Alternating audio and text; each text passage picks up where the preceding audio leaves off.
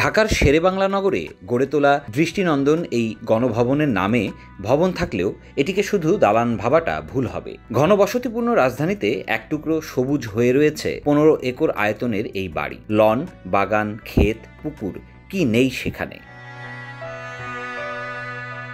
স্বাধীনতার পর শেখ মুজিবুর রহমান প্রধানমন্ত্রী হিসেবে মিন্টো রোডের প্রেসিডেন্ট হাউসে অফিস করতেন। তখন ওই ভবনটি পরিচিত ছিল গণভবন নামে। সেই ভবনটি পরে রাষ্ট্রীয় অতিথি ভবন সুগন্ধা হয়েছিল। এখন সেটি ফরেন সার্ভিস একাডেমি।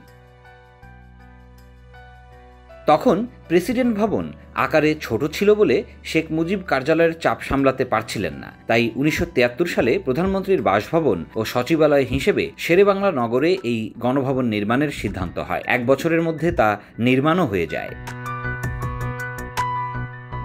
গণপূর্ত অধিদপ্তরের কয়েকজন স্থপতি মিলে গণভবনের নকশাটি করেন। তখন অধিদপ্তরের প্রধান প্রকৌশলী ছিলেন খবির উদ্দিন বেগ।